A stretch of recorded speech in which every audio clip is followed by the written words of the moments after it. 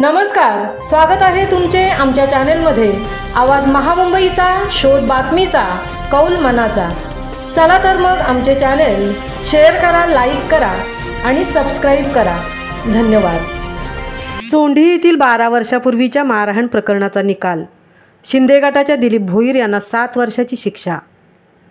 चोंडी येथे 12 वर्षापूर्वी काँग्रेस कार्यकर्त्यांवर झालेल्या मारहाण प्रकरणाचा निकाल आज गुरुवारी जिल्हा व सत्र न्यायालय अलिबाग रायगड यांनी दिला।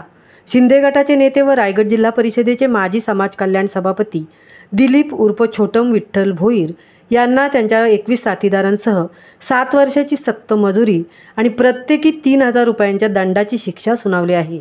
11 सप्टेंबर 2012 रोजी चोंडी येथे काँग्रेसचे विजय थळे, त्यांच्या पत्नी रुपाली थळे आणि इतर कार्यकर्त्यांवर झालेल्या हल्ल्याप्रकरणी मांडवा सागरी पोलीस ठाण्यात गुन्हा दाखल झाला होता।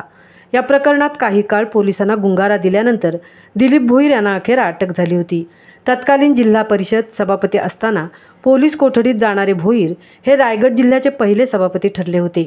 सेशन केस क्रमांक 78/2013 मध्ये प्रमुख जिल्हा व सत्र न्यायाधीशांनी दिलेल्या निकालानुसार माजी सभापती दिलीप भोईर, विक्रम साळुंके, विक्रांत कुडतरकर, मकरंद भोईर, विवेक कुडतरकर आदी मिळून सर्व 21 आरोपींना दोषी ठरवत शिक्षा सुनावली आहे।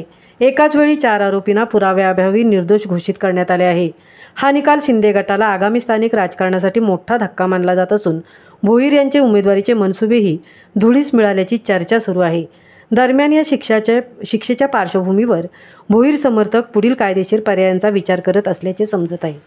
या निर्णयामुळे चोंडी परिसरासह रायगड जिल्ह्यात चर्चा सुरू आहे। आवाज महामुंबईचा चॅनेलसाठी निलेश फुंडेंसह तृप्ती भोईर, अलिबाग।